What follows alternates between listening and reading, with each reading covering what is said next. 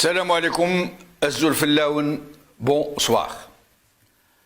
Dans sa désormais conférence cyclique de presse, qu'il donne à des journalistes triés sur le volet, pour leur abyssale mansuétude à l'endroit d'un pouvoir qui les nourrit, pour leur infinie disposition à tenir le crachoir, j'allais dire le vomitoire, même si le terme est impropre en fait.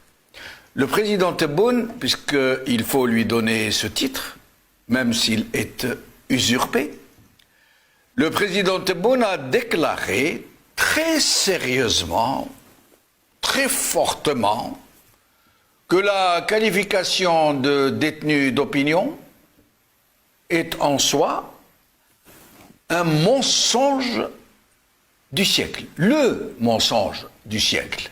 Oui, vous avez bien entendu. Et nous allons vous le faire écouter, bien sûr. يعني ما يعنيش المسجونين لا لا لا ما يعنيش لا المسجونين رانا اولا المسجونين تاع الراي هذه اكذوبه القرن ما عندناش مساجين تاع الراي.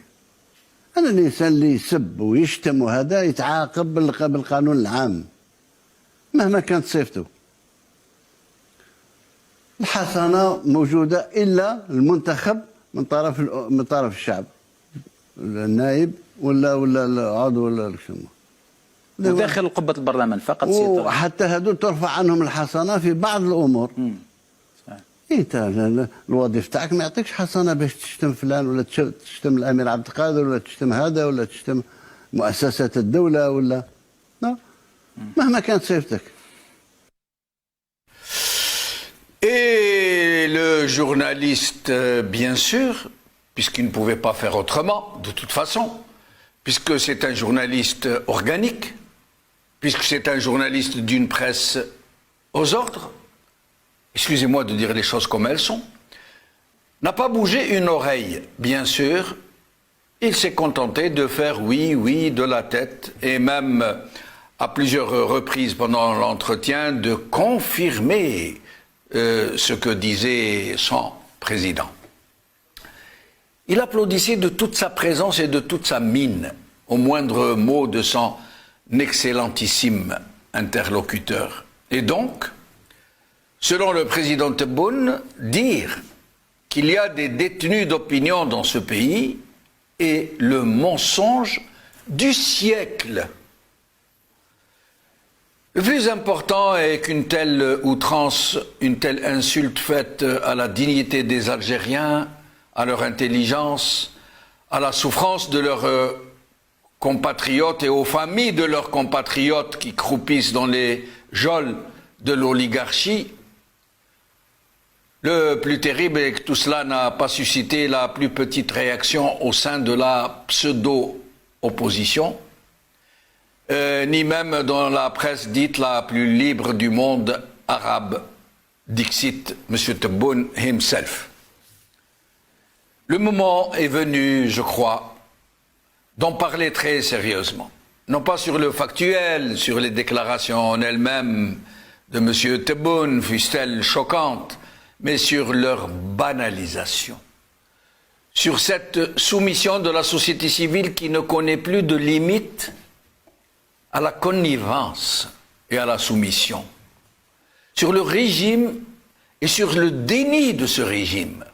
Sur les attitudes délirantes de ce président désigné par la junte et qui se prend réellement au sérieux et qui a fini par se convaincre qu'il a été réellement élu par le peuple.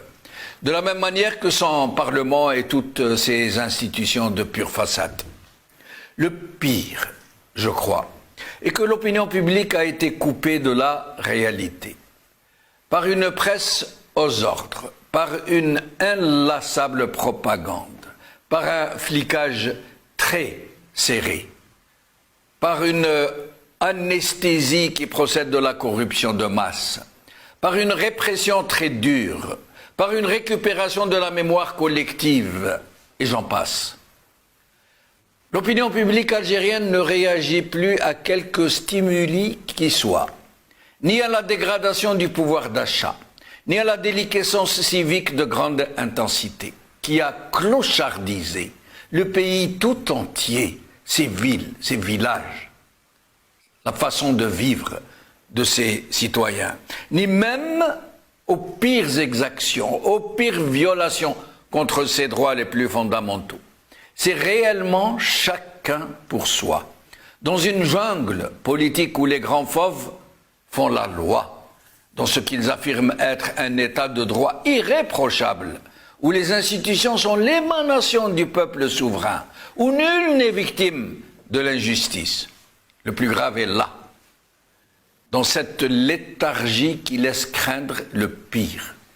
Parce qu'une société qui ne respire pas, qui ne s'exprime pas par des voies démocratiques, par des voies légitimes et légales, qu'on étouffe et qu'on dévoie, qu'on foule aux pieds, à qui on dénie jusqu'à la dignité d'être, finit toujours et immanquablement par exploser.